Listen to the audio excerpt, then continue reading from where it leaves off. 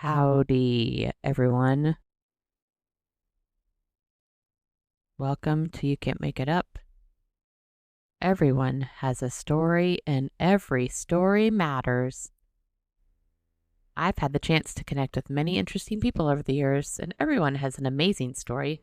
But this show is about more than just their stories. It's about the stories that have also shaped who I am. Stories you can't make up.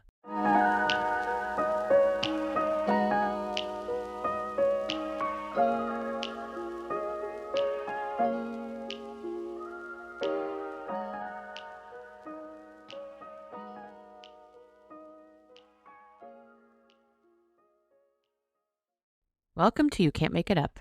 I'm your host, Chrissy Jackson. I am a podcasting newbie, and I've wanted to host a podcast for a long time, so here I am, taking the leap. Thank you for taking it with me. It is Tuesday, and this is episode number 25 of my show. That's 1/4 of the way to 100 and 1.2 miles away from 26.2, a marathon. I'll get to that in just a few minutes. If this is your first time to listen, I'm a menopausal, middle-aged mama. I love my family. I love Jesus. I love music. I love working out with Peloton. Most weekends right now, you'll find me running on Saturday, doing a Sim 60 on Sunday, doing laundry, cleaning the house, watching football. I am broadcasting from Houston, Texas. My dream is to travel the world and experience the beauty that God has created. And I am grateful that you're here to listen. What will you learn or gain listening to this podcast? You'll hear real stories, stories you can't make up. I want to encourage you to never give up. Life is hard, but you can overcome any obstacle with perseverance, and we can all persevere. Speaking of perseverance, that's what I'm talking about today, y'all. Something that requires serious perseverance, maybe a little bit of intestinal fortitude. You might remember back in May, episode number 16, if you haven't listened, go check it out. I announced that I would like to run the New York City Marathon next year. Can't make it up. I announced that goal to the world, so I have solidified into a commitment. I'm going to run this marathon in 2026. Haven't registered yet, but I'm taking the steps to get there. I'll likely have to fundraise, and I've narrowed it down to a few organizations that will be meaningful to me as I run this race, so I'll keep you posted on that part of the plan as it develops. I have started training. Let's see, I'm going to brag on myself a little bit because I was really excited about this. I ran 5 miles on Saturday, and sorry, I'm looking at my history on my app so I can give the accurate information. 64 minutes and 27 seconds, 5.08 miles. So if we do the math, that's what, about 5 hours? Guessing if I do it this pace next year. But my pace, it says, was a 12-minute and 16-second mile, which is pretty outstanding, I think. Anyway, as I've started training, I'm following a plan, and I've even joined a few groups on Facebook, the Book of Faces, where there's our veteran and new runners that chatted up about the race coming up this weekend, and a huge shout out to everybody who is running the New York City Marathon this Sunday. Good luck to you all. But seeing their journey has been fueling my fire for next year. But I have learned quite a bit about this race that I had no idea about before making my announcement to the world. And here are some marathon truths that they don't tell you. I thought that I knew what marathon training was about. Run a lot, eat pasta. No, it really is not. I have had to second guess myself a couple times based on some of the things I've read. For instance, did you know that when you finish the 26.2 miles, your GPS is likely going to read closer to 26.5 or 27 miles. The official course is measured along the shortest route, and once you factor in weaving around the thousands of other runners and zigzagging to water stations, you're going to add distance. So I'm training more for than the distance sign says, actually. And then speaking of vital facts, I've learned a lot about how people are preparing, how to navigate race day in New York City, and yes, about the absolute importance of managing your stomach.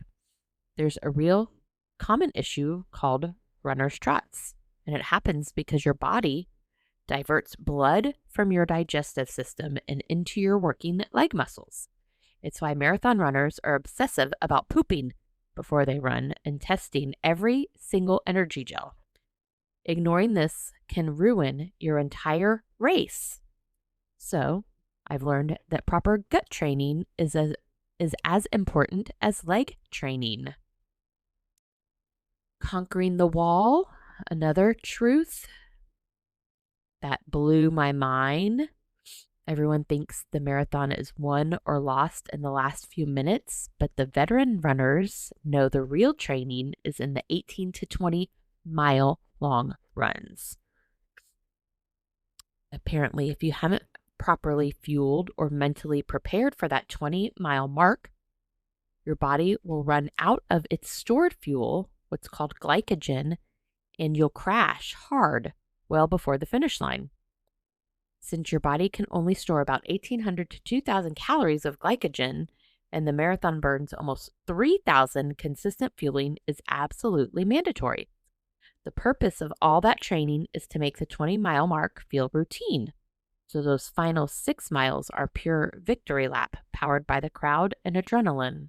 We'll see how that goes. So, while the training is getting real and the details are getting a little messy, I am going to make this happen, y'all. I can't wait to take you along for the ride and share more as the training progresses. Thank you for listening to You Can't Make It Up. Interested in sponsoring this podcast? Email us, youcan'tmakeitup, bcpmedia@gmail.com.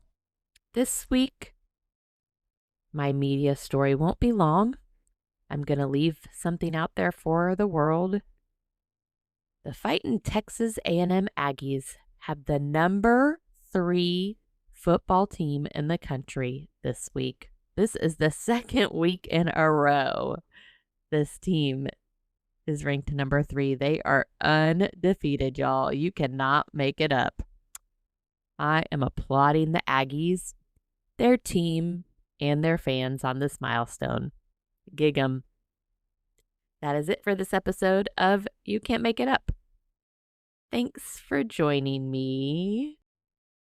I'm going to read something real quick that I saw before I started recording this podcast because I thought it was very timely, and I hope it inspires you. This is from Christine Kane's Instagram post. Don't let boredom, procrastination, selfish ambition, distraction, or impatience take you away from fulfilling your God-given purpose. Most dreams and desires will take way longer than you ever anticipated to come to pass. They will require far greater sacrifice, self-control, discipline, and commitment than you ever imagined. They will consist of more mundane tasks and routines than you'll ever naturally want to do. They will include seasons of feeling like you don't quite fit in anywhere and may even feel lonely or isolated. There are no shortcuts because God tends to take us the long way around so we can become who we need to become to do what He's called us to do. Don't give up. It's worth it. Tune in for a new episode of You Can't Make It Up in 2 weeks. Thank you for listening, and remember to be kind. Everyone is going through something you know nothing about. Between episodes, you can find me on the socials. On Instagram, I'm your mom, 6868. On X, my handle is CNF77, aka Boring Christine. If you're on the Peloton app, make sure to follow me there so we can work out together. Also, Boring Christine. Maybe you can help me with my marathon training when we run. Thank you for joining me for You Can't Make It Up.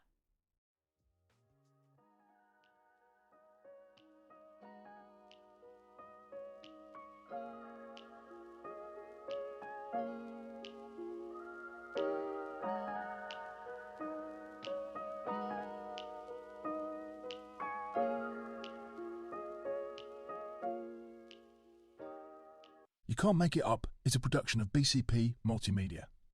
This podcast is produced and written by Chrissy Jackson. All rights are reserved.